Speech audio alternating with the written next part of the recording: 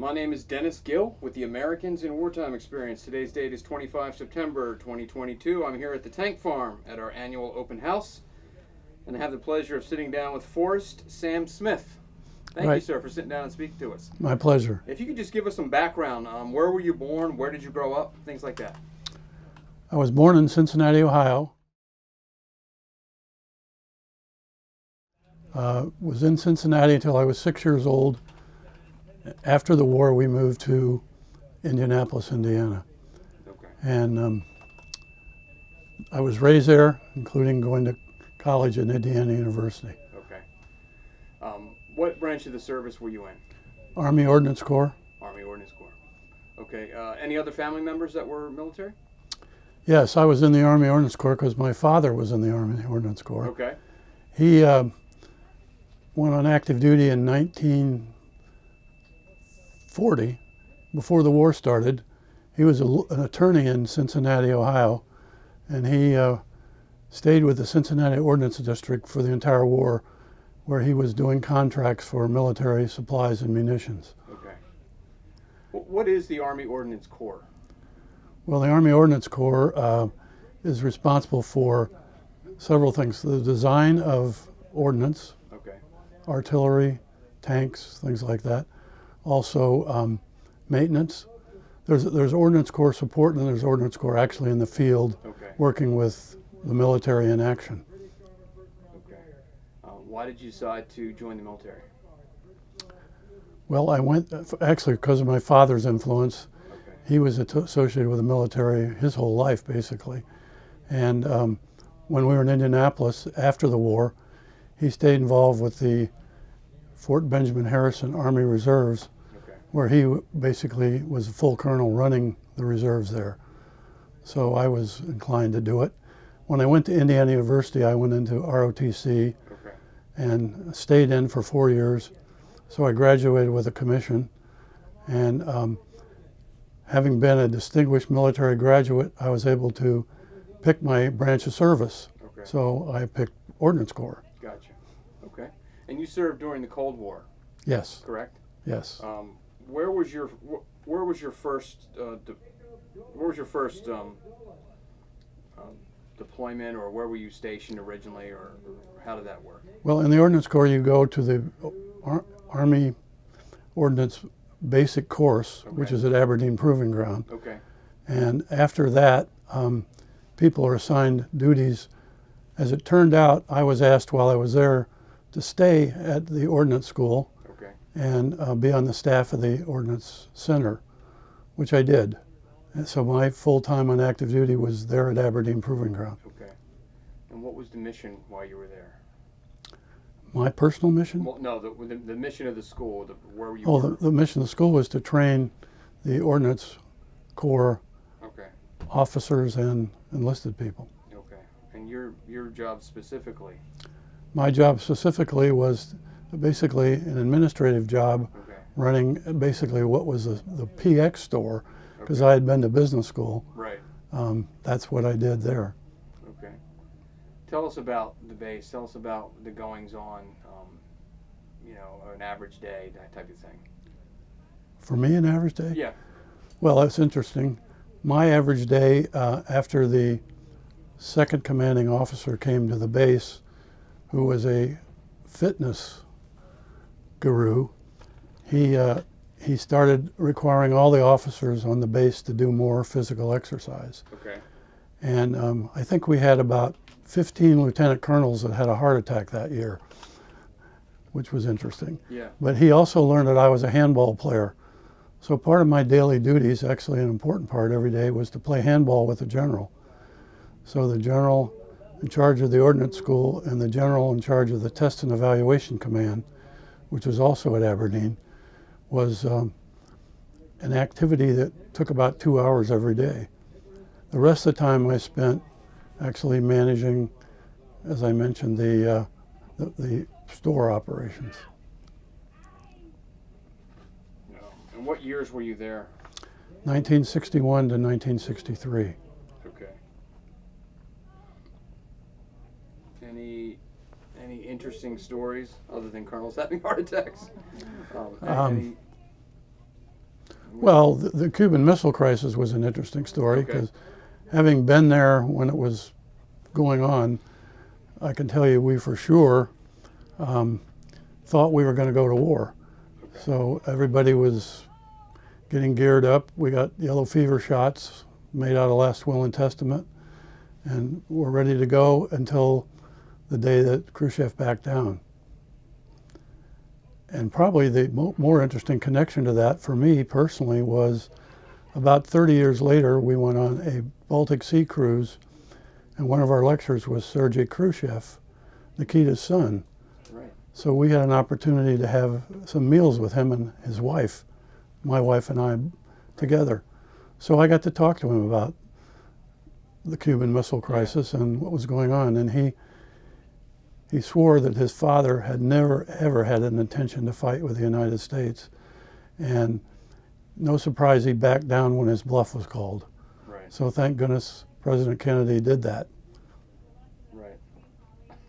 How long were the tensions heightened? I mean, how long was it when you get the notice, hey, get ready because we're going to war? How long did that last before Khrushchev backs down? Well, I think it was, I mean, the real tensions were probably a couple of weeks. Yeah. And was there a plan, like, if war kicked off, did you know where you would go and what you were doing, or? I knew where I was going, and I knew where some other people were going. I was staying at Aberdeen Proving Ground. Right. But we had a cousin who went down to Florida with a missile battalion, and they set up their missiles on the beaches in Florida. They were planning for a good fight. Right. Right. What is that like? Most people don't know much about that or can't relate because once the Cold War ended and the wall fell and the Soviets were no longer our enemy, you could argue the Russians filled that hole. But the specter of nuclear annihilation was kind of lifted, partially at least. What's it like living in a time, and especially during that Cuban Missile Crisis, when everybody thought, okay, this is it. It's really going to happen, nuclear war's inevitable. Well, I think there's a lot of fear, a lot of concern over the massive destruction that would occur. Right. Actually, for me, it went back to grade school where we had things where the Chinese were going to send missiles into the United States. We had drills where we hid under our desk, Right. as if that would do any good. Yeah. But when that Cuban Missile Crisis ended, there was a lot of relief. Right. Was it real for you guys, at least from your perspective? Was that real? Like this really could happen, or was it like Khrushchev is just talking? Totally real. Yeah. And I think because we treated it like it was real, he realized that we weren't kidding either, Right. and that's why he backed down. Right. Yeah. Interesting times to be alive, obviously. They were. They still are. Yeah, still are. And anything else that stands out about your time there? Not that you could top that, but.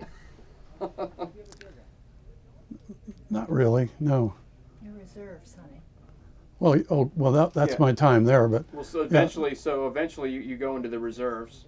Yes. What year would that have been, or what years? well, I went out of the Army to graduate school to get an MBA at Northwestern. Okay. So when that was over, I had another obligation to fulfill, and that was the active reserves.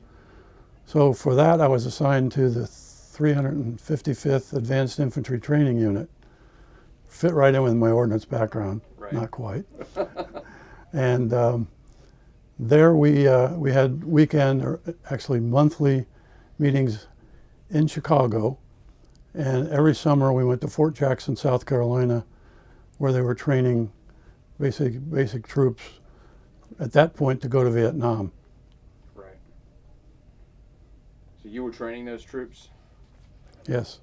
And what Well, for our 2 weeks. I mean, we were basically supplementing the actual active duty people that were there. Right. Anything interesting or noteworthy about any of that, either good or bad? Anything Well, that stands out? I think the thing that struck me was at that point in time, I was a weekend warrior Right. talking to these guys that I knew were going over to be in combat in Vietnam. So it was a kind of a funny feeling. My job was to give a speech on the traditions, achievements and traditions of the United States Army. So I was narrating a film with Audie Murphy and Sergeant York and all the heroic things that went on in war. Right. And I couldn't say I've been there, but Right. it was an interesting feeling. So there's a film made with those gentlemen, those war heroes. And Everybody, I'm sure if I asked today, nobody would know who Audie Murphy is, but in the 60s, I'm sure that everybody knew. Absolutely. Especially in the Army. And you narrated a film that they were... Yes. What were, Well, no, I had a speech that accompanied the film. I got you. So what was the crux of the film? Were they just talking about what to expect, or was it a motivational thing? Or It was motivational. It was basically the message was it's an honor to go out and fight for your country. Okay. Yeah. And given by Audie Murphy, that's Right. that's something. That's something.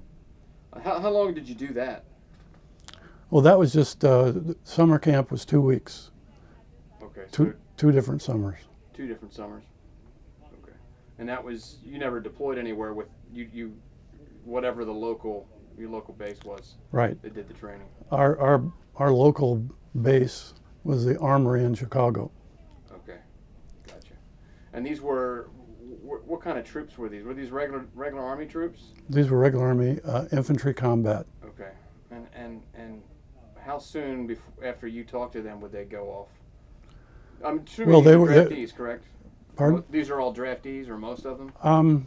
Yes, I think they were. Yeah. And they were going through the actually advanced infantry training at Fort Jackson. So Okay. when they finished that course, they were going to be deployed. Okay. So this your part of this was kind of in the middle of all that, Hmm.